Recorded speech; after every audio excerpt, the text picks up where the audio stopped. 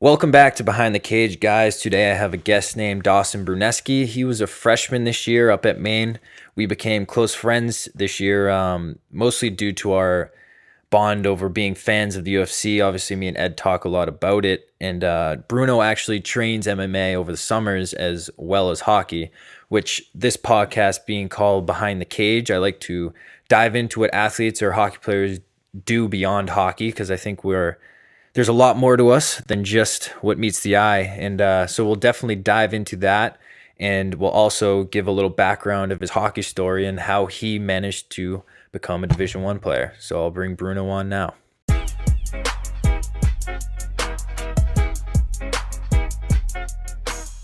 Bruno, what's going on, brother?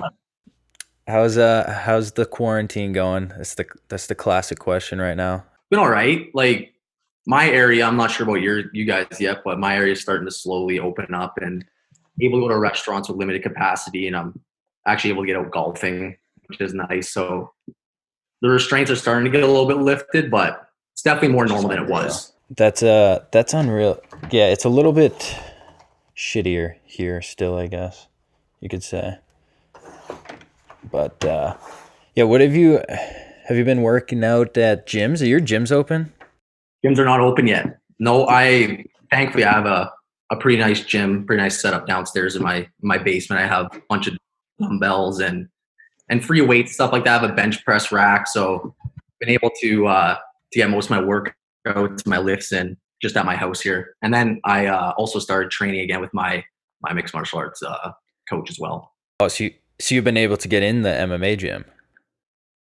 Well, I haven't been going to that gym just because Oh, we're fully lifted on that yet. But he reached out to me and said, "Hey, like, would you be comfortable if I come out to your place? I can bring some mats. I'll bring one of my students, and you guys can roll and that kind of stuff. Everyone's healthy, so it was." that's unreal then. That's sweet. Dude, oh fuck. I was gonna. So that's cool. I want to definitely. Shit, I'm blocking. I don't want to definitely talk about the MMA, but I was thinking back to when I first found out who you were. It was because of Red, and our coach Red was talking to me about like the incoming freshman last year, and for some reason he likes to do this thing like the year prior. Lindy was coming in, and obviously Lindy's jacked as fuck, and he comes up to me. He's like, "I have a guy who can maybe outlift you. He's gonna outlift you in the gym." And I'm like, "That's awesome. I hope so." And then this past year, when you're coming in, he comes up to me and he's like, "Hey, just so you know, one of the freshmen can kick your ass. He does MMA." I'm like, "All right, bro." Thank you for letting me know that, coach. Yeah, it was one of the first conversations I had with him down there was, yeah, Pat Shea. You on his bad side because the guy's boxed. He can probably handle himself against you. I was like, oh, okay. He said that I knew you and I were going to hit it off because we're both so big into that boxing and mixed martial arts and all that stuff. So I knew that you and I would just click immediately. Yeah, definitely. I figured as much when he told me that. I was excited to just have it because obviously I'm like a diehard UFC fan. So I was excited to have someone else to watch the fights with and stuff and just chat about it. So it was fun. Like it was so nice this last year that like you and then Trails as well were super Yeah. big. And years prior, like on teams before, none of my teammates were really huge into it.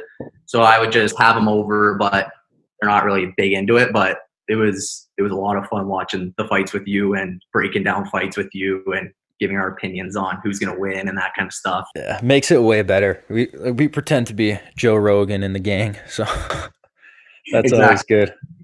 Like Joe, but far from it. Yeah, we're not quite as an expert as Joe is, considering his whole life has been just a passion to that. But Right? That guy's the get goat. there. Yeah, but before we dive deeper into the MMA, I want to talk about your hockey journey a little bit.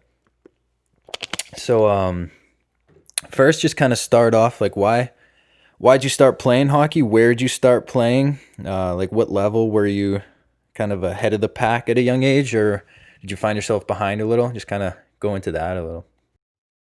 So I remember when I was little, like really little, I went up to my dad. My dad played hockey growing up. He was always watching it. I was watching with him when I was little. I was pretty hooked on it. I kind of had a stick in my hand since I was pretty much since I was born. But I went up to my dad and I said, "Hey, Dad, I'd really like to start playing hockey." And I don't know how old I was. I was very young, all the way back in like Timbits. So Yeah. yeah, I just started off and all the way up until Adam first year, I played house league, and Adam first year I ended up making, or sorry, all the way up till novice second year, I played house league and I ended up making the rep novice team.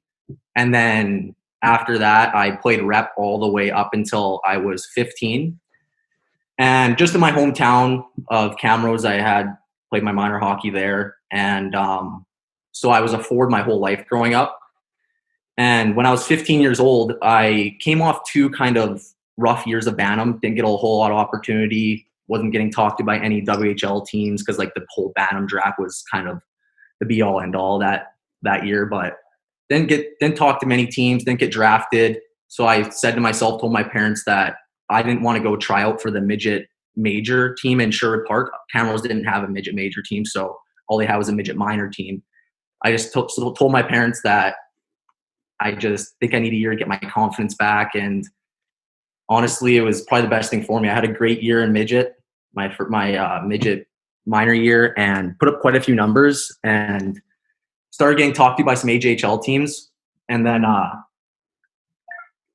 so after that year, I went to the Whitecourt Wolverines spring camp going into my 16-year-old year and had an unbelievable camp. Ended up signing a roster spot with them out of spring camp, and then played my 16-year-old year in Whitecourt in Alberta Junior Hockey League, my 17-year-old year in Whitecourt, got traded to Drumheller. And at the time, I was really hesitant. Hold on, you broke up quick there. One sec. So you said you were really hesitant. The Drumheller, yeah. Okay. So, yeah, I was really hesitant on going to Drumheller. Just I knew a couple guys on the team, but I knew if I were to get traded from Whitecourt, it'd want to be to my hometown and play for the Camrose Kodiaks. It was always kind of a dream to play there, but I knew I had to go there and at least try it out. And I started off the year getting a lot of opportunity, more than I got my first 2 years. Didn't get a whole lot of opportunity my 16, 17 year. I played more of a checking role, kind of an in-your-face guy, go out there and piss people off. But so I started to get some more opportunity and some power play time and that kind of stuff. And around November, we ran into a lot of injury problems on the back end. And I was playing D on the power play. And my coach had said to me, "Hey, Bruno, can you play some D for us until the injuries get back?" And at the time, I was like, I really don't want to. Like, I'm starting to have some success with my points. But obviously, I'll do whatever the team needs me to do. So, yeah, I'll play some D for us. And played D all the way up until Christmas, from November to Christmas break. And my coach had asked me at Christmas break if I would consider sticking the rest of the season as a defenseman, because they really liked me on the back end and thought I could actually go somewhere playing defense. So, you know what? Might as well stick it out and play the rest of the season at least as a defenseman. Finished out the season, started getting talked to by a few college teams. Before we dive into the college part, you talked briefly about how you decided to stay, I believe, in midget minor instead of going to midget major to build up your confidence. And do you think that helped you grow as a player, staying at like the lower level? Totally. Years in Bantam, I didn't get really any opportunity, and played more of a checking role, kind of like I did early on in my junior career. But that year in midget, I ended up putting up some pretty good numbers. I think I was second on my team in points, up there in the league for points. So definitely playing that lower level and getting that opportunity and just building my confidence up. I think if I would have went and played major midget, I wouldn't have been where I am today, because I don't think I would have gotten the opportunity and all the AJHL teams that were interested in me talking to me. So yeah, I agree with that too, because like around here, the big decision a lot is to stay like high school or stay prep school, or instead of going to junior right away. And I ended up staying, like I had stayed up public school for a few years and ended up staying in prep school versus going to the USHL. And I personally believe like if you know that you're going to play every situation on a team, you're going to grow way more than going somewhere and then potentially not even playing, even though it's a higher level. If you're not really getting minutes, you're not going to develop as much. I think, and I think you experienced that too. Totally. Like if I would have went and played major midget, just by my past success, I don't think I would have got the opportunity, like the same opportunity as I got playing minor midget. Like minor midget, I was getting power play time. I was a key player on the team, and I don't know if I would have been that a key player playing major midget that year. I think that was definitely best for my development. And plus, I'm kind of I hit puberty late. Like Mm. my first and second year Bantam, I was like 5'3", Yep. 5'1" my first year, 5'3" my second year. Then my first year midget, I was 5'8". So I hit my first growth spurt. So I think that it really benefited me playing at a lower level, not quite the highest level. Dude, yeah, I can relate to that. And I think a lot of kids out there, man, can relate to blooming late or and because they'll see their teammates and they'll be or friends who are huge already and they're able to play at the higher level and have success. So you'll want to do what they're doing, but you kind of gotta. It sucks in the moment, but you kind of have to make sure you're take your time developing because you need time to grow, and then when you dominate that level and become the best there, then you can catch up to them, and you will catch up when you grow because the friggin' level of growth when you're going through puberty is crazy. Yeah, I think like everyone is so concerned about, like, especially being a young hockey player. I remember I always wanted that jacket, right? Like that top level, that midget triple, or that Adam double A, that big time jacket, just to say like you're on the team. But I don't think that needs to really be the case. Like for some people, yes, you can, if you're an earlier developer or if you are good enough at the time, go play that high level, go challenge yourself. But if you're not, if you're a late bloomer, you're not quite there yet, you're not going to get the same amount of opportunities you would playing at a lower level. I feel like the lower level is the way to go Yeah, I'm if you with need you it. for sure, and you just become the best there before moving on. And it's just like some people have a slower path due to, unfortunately, when you're growing and hitting puberty, which you just kind of got to roll with, but you'll catch up eventually. And I like that happen. It's a little bit of adversity to show.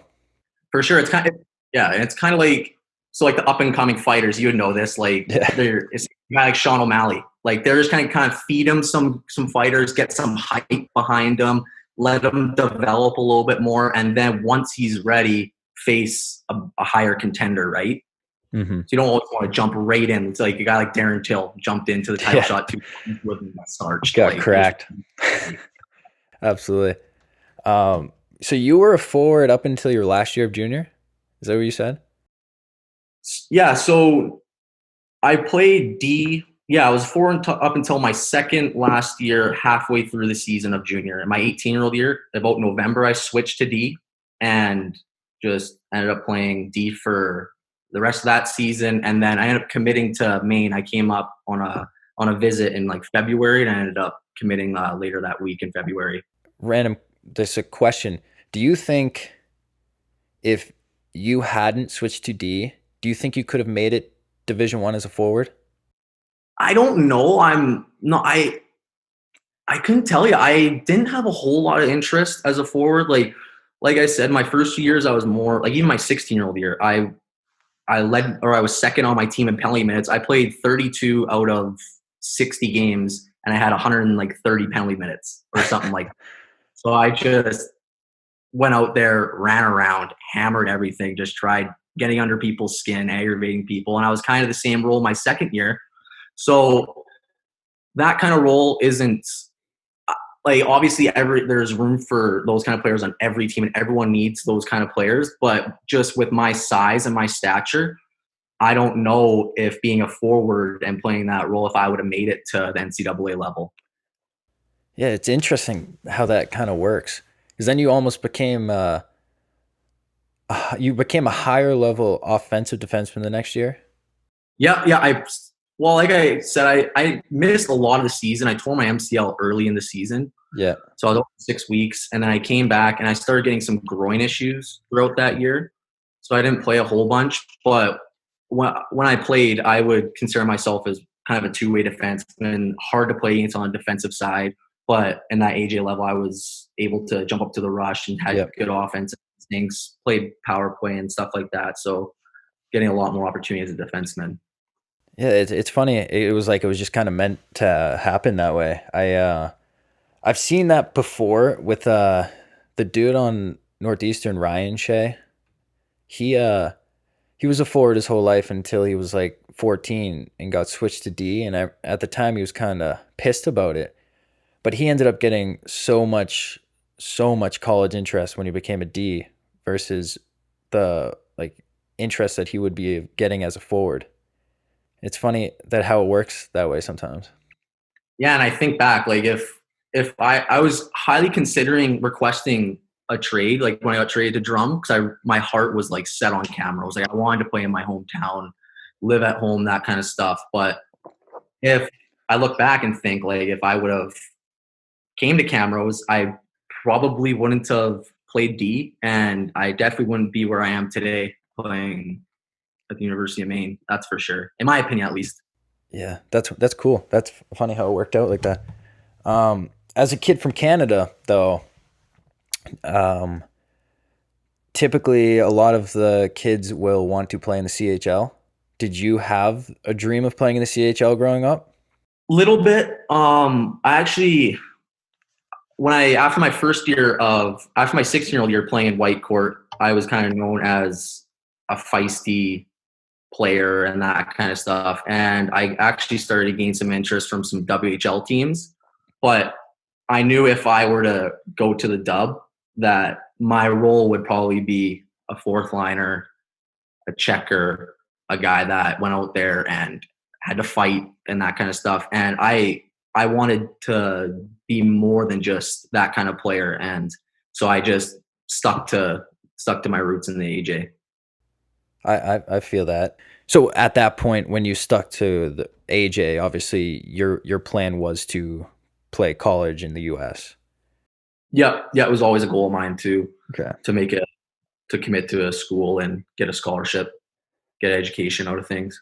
And then you have yeah, like 4 more years potentially of development versus like how old are you now? You're 20 now, 21? 21. 21. Yeah, so you would have already been done with playing in the WHL. So you would have been trying to figure out where you're going next and stuff. So kind of works out like that.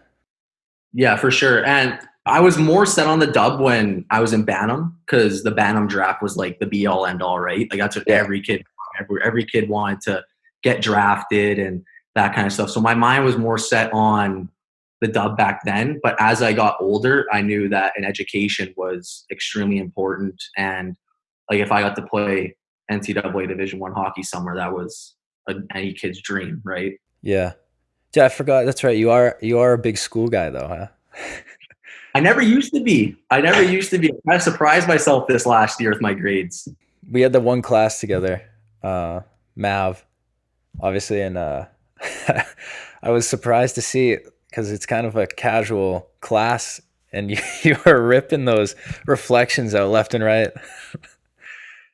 Me I and know Ed, every week.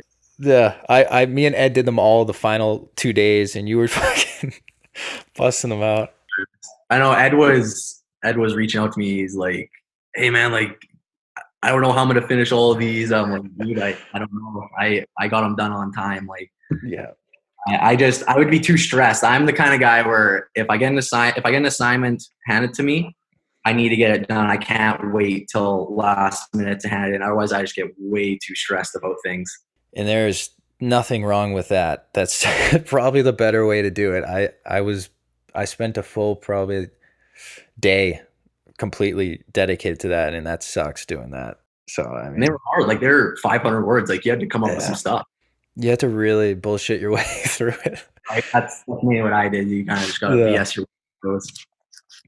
Speaking of school and Maine and stuff, you did make your way to Maine. Obviously, you said they recruited you. You're in the past year of junior, and you came in. What was your experience like your freshman year this year? What are your thoughts?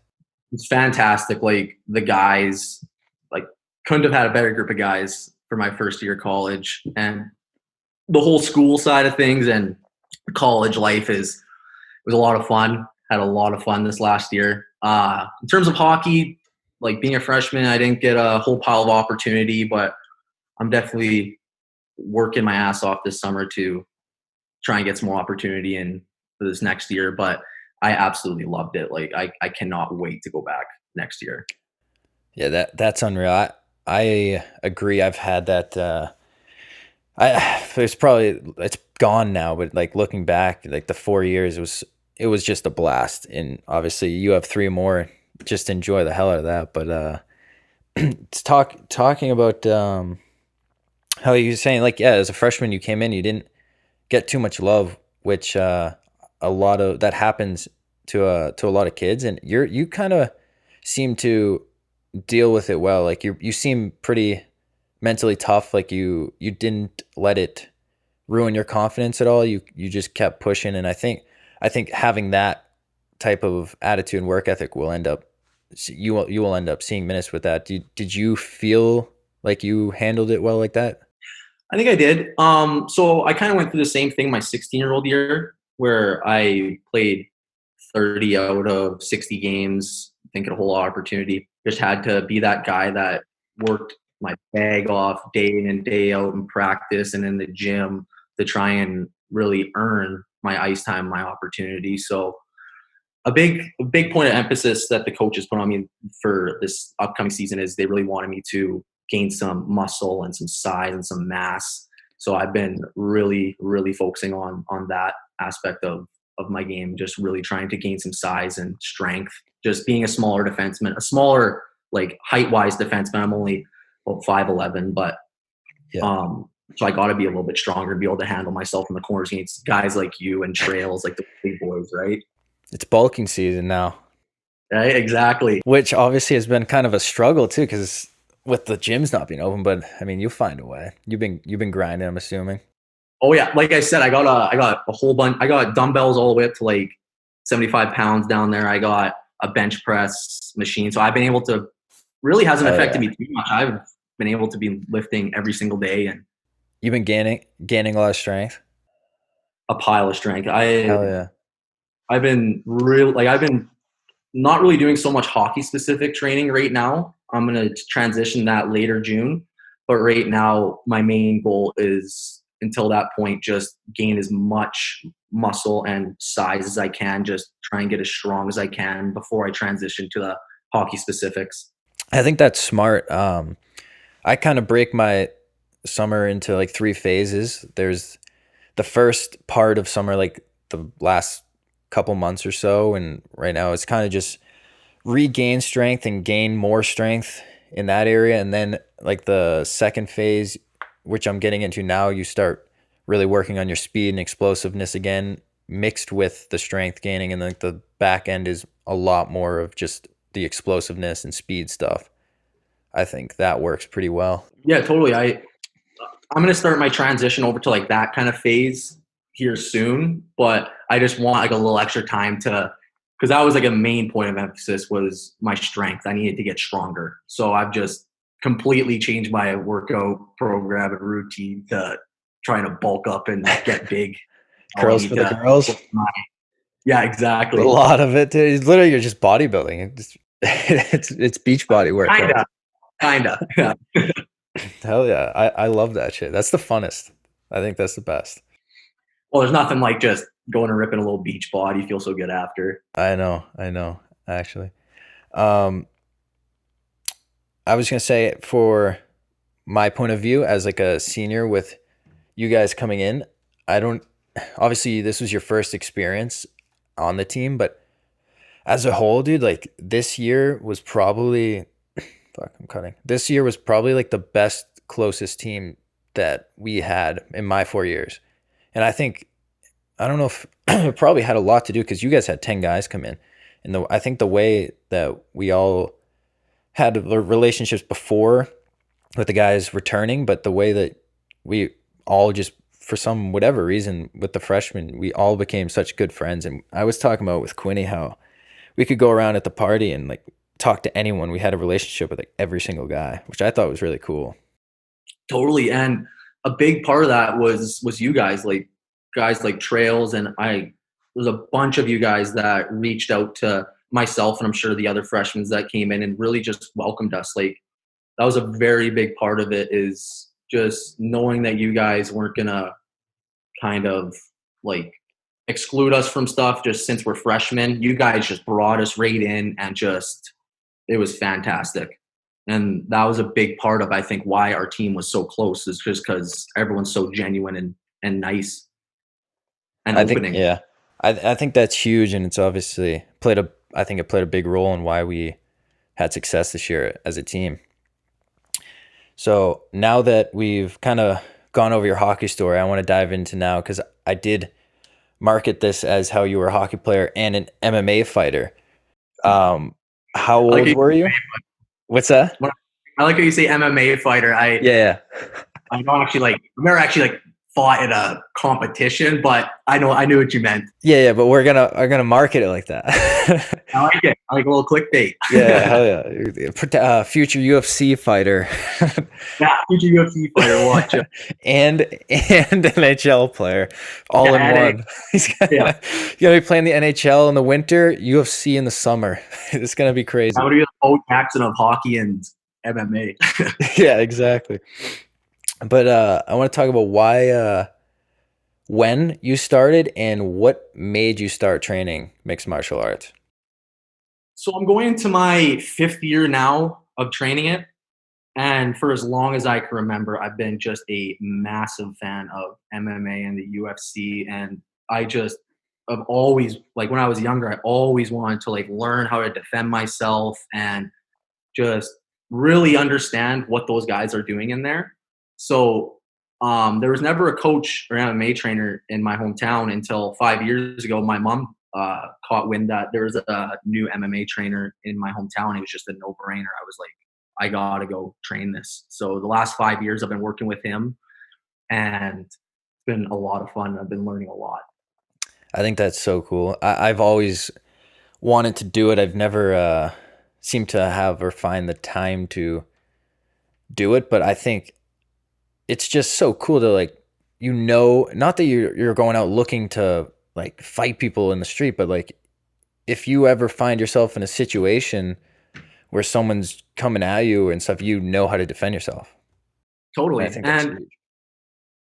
that's a big reason why I did it, just so I'm confident in myself and I'm able to defend myself, my loved ones, and my friends, that kind of thing. But also, if anything, it's kind of humbled me, because like, for example, my MMA trainer, he's like ridiculous. He's purple belt in jiu-jitsu. He's working towards his black belt. He's competed in Thailand in professional Muay Thai fights, and he's 5'6", 5'7", 155 pounds. If he wanted to, and if we were like ever get into altercation, like he would seriously. Oh wait, unstable. Yeah. You're back now. You cut out for like a quick second. Okay, I'll just kind of pick up where I was. Just knowing that there's guys out there that are smaller than you. Like, for example, he's like I say, he's like 5'7", 155 pounds. But if we were to get into an altercation, he would completely like have his way with me, and I would have him pretty much drowning. I would have no idea, because he's just that skilled and like just knows what he's doing, right? Like it's pretty cool. It kind of humbles you, so because you never know who trains it and stuff. So try to avoid confrontation definitely at all costs. But Yeah, man, because you see these UFC fighters and even some of the champions. I mean, if you saw McGregor and you didn't know who he was, he's just this little shit, and you would never think that dude would put you on your ass in seconds. It's kind of, oh man, scary, right? yeah, Like, and got Demetrius Johnson, who's 5'3", 125 pounds, but could beat up 90% of the population. It's pretty crazy. That's why I find it so fascinating, because that little guy, like there was always that stigma, like David versus Goliath. Like Goliath will always win, but like Yeah. nowadays it's like guys are so skilled and so good and so technical that they can handle themselves no matter what size you are. Yeah, I think it's a lesson to a lot of people to to not go out just looking and picking fights because you don't know. Totally. Like, yeah, I'm very confident in my ability to defend myself, but I would never, I'm terrified and I would never like go out and try and start something. Yeah. Right. It's just not who I am. And plus, like I said, just learning it really humbles a person because there are people out there like that could just do whatever they want to, really, right? Yeah, absolutely. What's your favorite part, favorite art, I should say, of them all? Favorite skill to learn? So for the past 4 years, I've been really focusing on like the striking aspect. I haven't really done a whole bunch. We've done a little bit of grappling and jits and stuff, but I told him this summer I really want to focus heavy on my grappling and my jits. So that's all we've been really training the past few weeks, and I think it's probably my favorite part. My Yeah, favorite, like it's absolutely crazy. Like there's just so much stuff that you can learn. It's just endless, and everything's just so technical and like you have to be so precise with everything. I definitely think my new favorite part is the grappling aspect. It used to be striking, but I yeah, think the grappling aspect I've kind of fallen in love with lately. that's unreal. And you think you've just in the last like month or so, you've come a long way. Like a long way. I haven't really because we haven't really trained just specifically grappling and jits and wrestling, Yeah, like strictly. I told him I really just want to emphasize my grappling this summer and just be really confident in my grappling. So I feel like I've improved quite a bit in the past couple months or the past that's month that we've been training. I gotta, dude. I gotta get out there and visit and train with you and your trainer. Dude, I want to totally. learn. Like it'd be so much fun to have you out. Hell yeah. Maybe like when everything's reopening more in like a month or so or something. Maybe I could just pop out. Who knows? Dude, totally. I would love that. Love to have you out here. A That'd be a lot of blast. fun. And then when I go back to May next year, we can just beat up Ed together and just show him what's up a little bit. Let's tag team them. Yeah, Show them what exactly. we've learned. Yeah, hell yeah. So obviously UFC right now has been kind of like the only sport. I think actually probably is the only sport that's been still happening. Um, what are your thoughts on the previous couple cards? I know like Woodley kind of got his ass kicked, and then prior to that, Gaethje and Ferguson. What were your thoughts on those? That Gilbert Burns is a problem, man. He is. I'm a big Kamaru Usman fan, but I think that's going to be like Usman's going to have his hands full in that fight. Like that Gilbert Burns, he is a problem. I was very impressed with him. Then that Gaethje Khabib fight, like after seeing what Gaethje did to Ferguson, I think Gaethje's going to beat Khabib. I You think he'll be do. the first one to cross the Khabib's record. I think it's going to be one-sided too. I think it's going to Really? be complete domination, Fuck. my opinion. Because well, if you look at it, Khabib doesn't have a very high success rate at taking guys down if they're not against the fence. Hmm. And are you there? Yeah, yeah, I'm here. Okay, perfect. I thought I cut out. Yeah, like I said, Khabib doesn't have a very good success rate at taking guys down in the center of the octagon, and he has to push guys against the fence. But I don't see Gaethje taking one step back, especially after listening to the podcast with him and Whitman on Rogan. He knows that he Yeah. can't take that step back. Right? It'll be interesting. Dude, I mean, I've been watching Gaethje for a bit, and I d- I always had a feeling like that he may be a tough matchup for Khabib just because his wrestling background. Like, will it be hard for Khabib to take him down? But also the striker that he's become, man. Because obviously he doesn't use his wrestling, but I didn't think it was high level enough to just bury fucking Tony. I was baffled by that. Oh, dude, he is ridiculous. Like his footwork was so much fun to watch, and he's always so balanced and sets himself up to like throw power shots. Like everything he throws is like with bad intentions. And his gas tank too, man. He didn't clear out against Tony. That shocked me. I thought he was gonna come out flying, and if he didn't catch him in the first round or so, then he was just that was it for him. I thought, but he just kept rolling, man. It was ridiculous. It was a great fight to watch. It was that was probably most exciting fight in recent memory that I can think of. That was unbelievable. Tony's face was just mush. I didn't think he was going to do that to Tony. That's for sure. Usually it's the other way around with Tony and his opponents. Yeah, dude. And he was burying him, and Tony just wouldn't go down. Since when does he have a chin like that, man? Right? Like I thought that Tony didn't have a great chin because I didn't either. Previous fights, but he took some bombs. That was insane. That was very exciting. Gilbert Burns, man, I had no clue really even who he was going into this past weekend, and he just absolutely destroyed people. Or Woodley, sorry. I thought Woodley was just going to starch him, and that did not happen. Yeah, because Burns, like he's fought some good guys. Like I think his last fight was Damian Maia, and he starched him with I think it was a left hook. But I definitely didn't expect that from Gilbert Burns. I thought it was going to be all Woodley, but then I also listened to an interview with Kamaru Usman. He was talking about the Burns-Woodley matchup, and Usman was saying if the right Tyron doesn't show up, it's going to be a long night for him. So that kind of made me transition a little bit over to Burns, but I was still like Team Woodley that whole way. Did you think Woodley, his pop wasn't there? Like his big power and speed that's typically there? I didn't see his reaction time was even off a little, like defensively and shit. It just looked off. Yeah. Well, Josh Thompson made a good point. I think I sent you the video. How he said like Woodley leading up to the fight was saying how he's in great shape and he had 15 months or whatever it was off, and he was super confident coming into the fight. And yeah, like if you're confident coming into the fight, but no one expects to get clipped and dropped 30 seconds into the fight like Woodley did, right? And that kind of, I feel, changed and he got cut bad, right? Like Gilbert sliced him open with elbow and just dominated that first round. That first round was like a 10-8 round. It was brutal. It was bad. And I don't know, Woodley just couldn't seem to get going after that. Yeah, I guess that is the way to look at it, that he came out right away and just got dropped. So like his whole probably energy level was off after that too, and like ability to snap it off probably.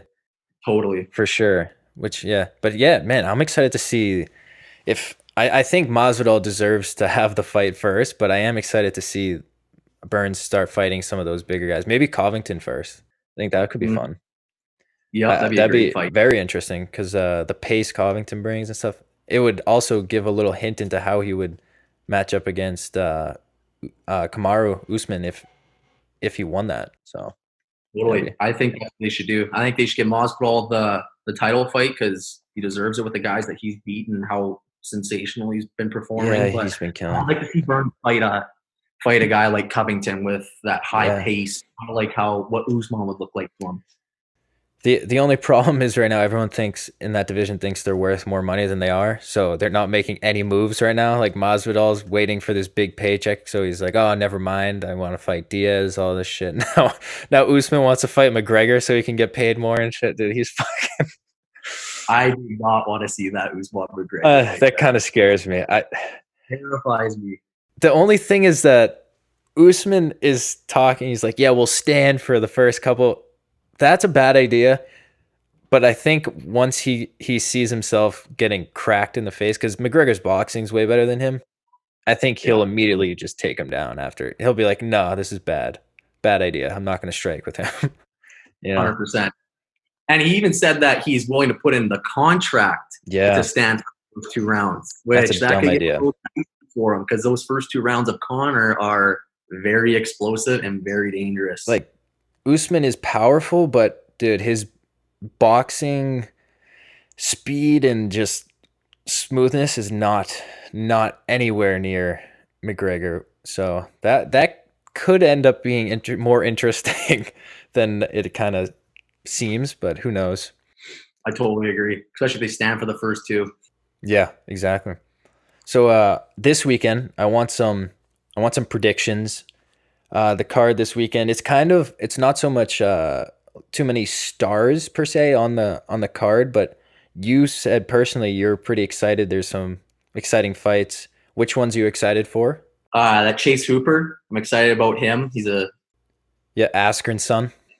Askren's son. One of those guys that you would never know that he could destroy like 90% of the population. But Yeah, yeah, I'm excited for him. I like obviously Sean O'Malley, our boy, Sugar yeah, Sean. I love that dude. I think he's gonna be the champ. I think by this time next year he'll probably be the champ. He looks really good lately. Like his last Awesome. fight, well, he had the long break and he came back better. He looked really good. Yeah, That's I think that exciting. long break honestly benefited him. Like he came back, he looked good. Like he's gained a lot of size and muscle, Mm, and he's quick, man. He's in and out quick. I'm excited to see what he does. That'll be fun. he's awesome. And I'm excited for Cody, even though Cody's coming off 3 losses. I think he's going to beat a Sun Sao. I don't think he's going to get caught into that firefight that he normally has been getting caught into. Is it 3 in a row that he's lost? His only 3 UFC losses? Yeah, Dillashaw twice, and then Yeah, you're one right. other guy. Dude, I don't know what his deal is.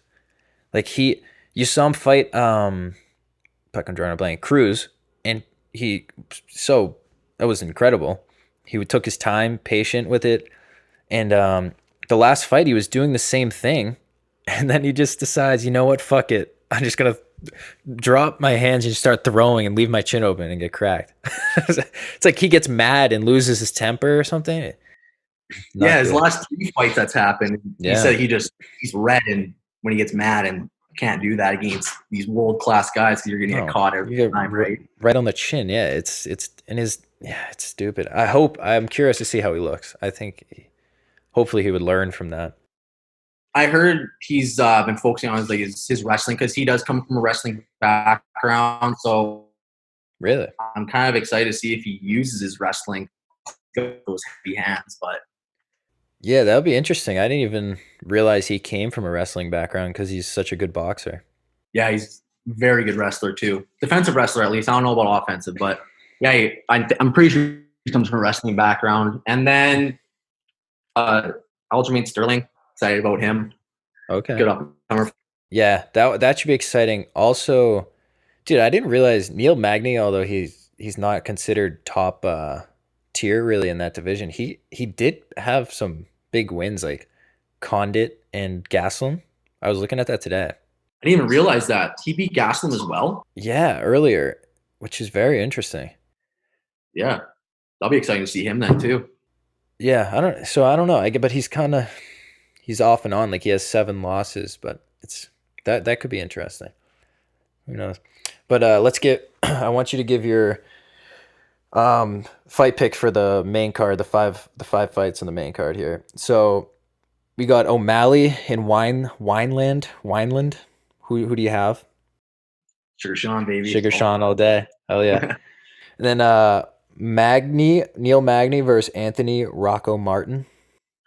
I'm not too familiar with his opponent, so I can't really give a prediction. I'll go with Neil Magny. I know him better. Hell yeah. And Sterling Sandhagen. I think Aljamain. I watched his recent. I don't know if you've watched it, but his recent fight that they posted on YouTube. He's got an awkward style, and he gets hit, but I don't know. He seems like he's pretty good. I'm leaning towards Aljamain. That's it. That's interesting. They both have very good records, so that should be a good tilt. And then Garbrandt's fight against, these names are fucking tough to pronounce. Asun Kaiko Ansukeo. Yeah, who do you have there? Sunsao.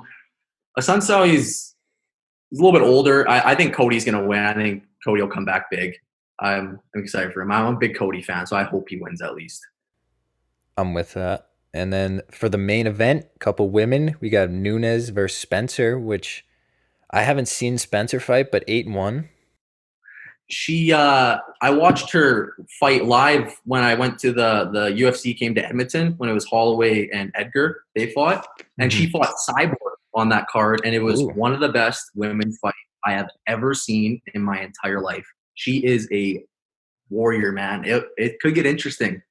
You put up a good fight against Cyborg. She She lost in did. decision. Okay. All right, that'll be interesting.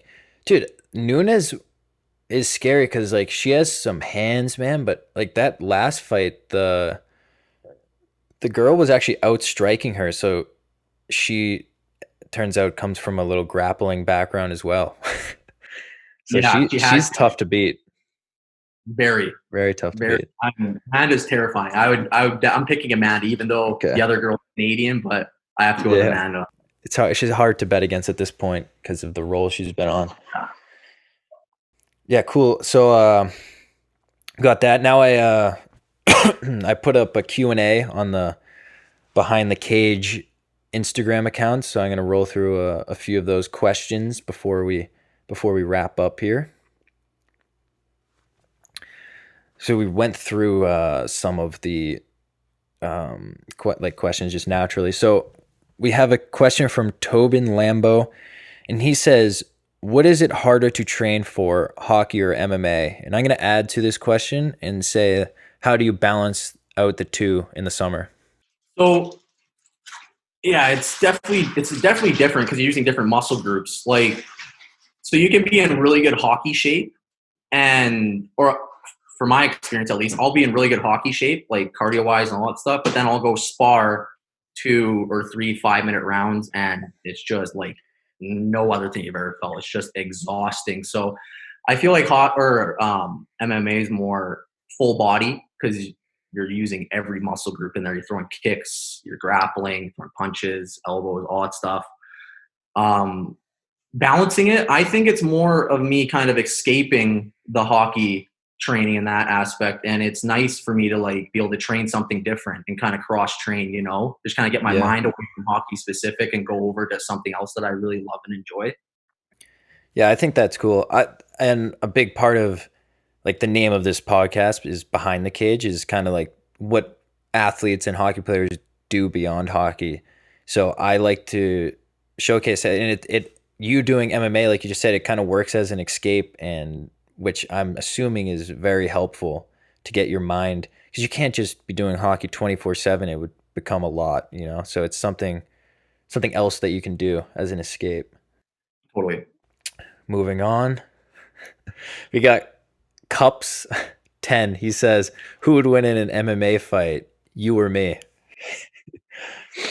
I'll answer this, and I'll go with Bruno, even though I am heavier and stronger than him. I'd say technique would win here in this situation. Until I start training, I can't confidently say I could beat a guy who trains for the last 5 years. So I'll roll. You'd be a serious problem if you started training though with I think because I'm your strength. I'm pretty powerful just naturally, so I think I do want to try. I got to start learning. For sure. Like you say, you got to come down and we'll get together with my trainer and we'll hit some sessions. That'd be a lot of fun. Definitely do that. Do you golf at all? Yeah. Someone, this same case said, "What's your handicap on the golf course?" I shoot anywhere from mid to high 80s, low 90s. Good So stuff. I don't know my exact handicap. This is the first year I've really taken golf serious. I'm actually trying to go out every morning, but with the wind and the weather we've been having lately, it's been kind of hard to get out. But I'm pretty big into golf now, actually. Yeah, I don't even know what a handicap means. I golf very casually and for fun, so he'll know what it means. Dylan Poddick says, "What's your favorite food?" My favorite food? Ooh. I would have to say I'm a big fettuccine Alfredo guy. Oh, that's big. I love that. Why did you pick number 22? This question's from Jake Sutty. So growing up, I was always number 9 for the most part, but spring hockey, because the numbers didn't go up to past, I think, like 20 or 21 in winter hockey for my teams. We weren't able to choose any higher numbers, but my favorite number is 22. It's kind of always been. I don't know why. I just like the way it looks, I guess. Yeah, dude, everyone's always asking me that question and stuff. It's such a common question, but it's really so like There's a lot of the time. Sometimes there's meaning behind the number, but a lot of times just like you like the way it looks. It's it's Yeah. simple. It's simple as that. Yeah, totally. Um, Brian Dillon says your favorite team to play against. My favorite, like, I think the rink that was really cool was Northeastern. It's just like the history behind it. That was probably my favorite, like, opposing rink to go to and check out. Like, that one was really cool. Just how like the Celtics back in the day played Mm. there. It's just a lot of history behind it. I think that one was one of my Yeah, favorites. I didn't even realize that too until this past year. How I think the Bruins played there before the Garden. I believe, Yep. which is cool. Milberg's 30. Who's your favorite MMA fighter? Oof, a bunch. I would probably say uh, Connor, McGregor, Usman, and TJ Dillashaw. Those are my three big. Oh yeah, dude, Dillashaw. He's coming back soon. In January, my prediction is O'Malley's going to be the champ by then, and Dillashaw is going to come back and fight for the belt against O'Malley. So I'm gonna have a hard. O'Malley's one of my favorite fighters too, so I'm gonna have a hard time picking that one.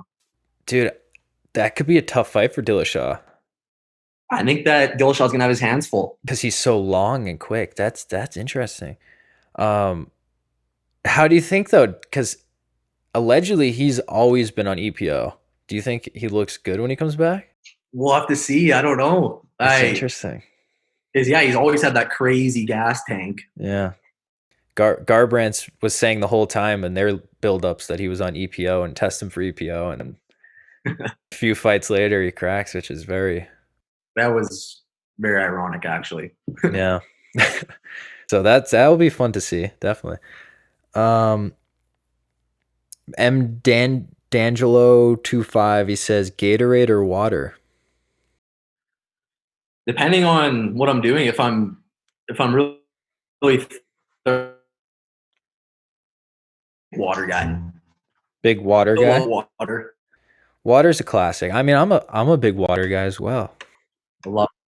Cheers to water, the sponsor. Hey, I heard you're sold out of larges in your Shea Hydrated merch. I wanted to get one of your shirts, but the larges are all sold out. Dude, the larges went very fast. That like I ordered, I want to say 20 larges, and I ordered 25 medium because when I took a poll, there was a bit more medium, but the larges went super fast. I might have to Do you restock. have any extra larges? I have Yeah, if you don't restock, the XL sold out as well, but I ordered a bit less of those. There's one small, there's one medium, and there's one double XL left. That's all I got. That's all I got okay. left. You I'll have to- restock, you know. I will. I might restock the larges for like a limited amount just because how fast they went. But yeah. Okay, so we got I don't know how to pronounce. We have D Nage 85. Favorite spot to get pizza near you, Maine. Oh, hot for sure. It's a classic. Stomping grounds, yeah. Hell yeah. And I mean, it helps that they have a bar. Right. The boys can hang out there, so it definitely helps. M D'Angelo 25. What stick specs do you use? I use a P28 curve. I like the big toe curve, and flex. I use 75 flex. I might need to move up to 80 this year though. A little whippy. I like Snap it off. Good. E Sullivan 55 this is the final question. We have, who was your favorite hockey player growing up? I'd probably say Jamie Benn. I just like the way he plays. He's a complete player. He's super skilled, puts up big numbers. Plus, he can fight and plays physical. He's just a complete player. I love that type player. I think he's the man. That complete style and guy who's like skilled but also physical. I love that style. That's cool. Awesome. I'm all for that. Kind of like you. A little bit, but I'm smaller. I'm shorter, I should say. A little. So I'll have to grow a little, and then I can be Jamie Benn. Yeah, exactly. Yeah, that wraps up the questions. Kind of wraps up any specific topics that I had planned. Off the top of your head, is there anything in the past few weeks that you would say is a beef? Because sometimes we'll do beef of the week. Is anyone piss you off out there recently? You think about this for a sec. Maybe just some people on the road when I'm driving. It's always a good one. Yeah, I would People say that. suck. Yeah, people suck at driving, and I've gotten kind of annoyed recently with a couple people, but nothing big. That's it. Yeah. Well, so we'll go with the beef of the week is bad drivers this Bad week. driver. I actually was a bad driver recently by accident. Quick. Typically you're shitting on everyone else and you're complaining about everyone else around you, but I almost turned out when a car was coming the other day and I was like, what the fuck am I doing? Kind of had to reverse and there was a guy behind me, like, why is he reversing? That's always an awkward ass feeling when you have to do that. So we all have our moments when it comes to driving. Exactly, but it still doesn't give a pass for these bad drivers. Like fucking major beef there. Definitely not. But yeah, any last remarks you want to make? Do you want to say your social media handles? I'll put them at the bottom regardless, but you can remind people right now if you want to. I just have Instagram. My Instagram is Dawson Bruneski 9, all one word, and that's really about it. Everyone that is listening to Behind the Cage, go follow him. But yeah, for sure. Thank you. Thanks for coming on, man. This is fun. For sure. Thank you. I mean, it's been a long time in the coming. Like I know. Been plan this for a while, and I'm glad we were able to. I know. Dude, we'll have to do it again, just in like shoot the shit about like MMA cars and just have fun with it. But we'll have you back on for that purpose, definitely. I'd love it. Yeah. Good stuff. All right, that will wrap it up. Thank you, Bruno. Thanks for having me, Chazo.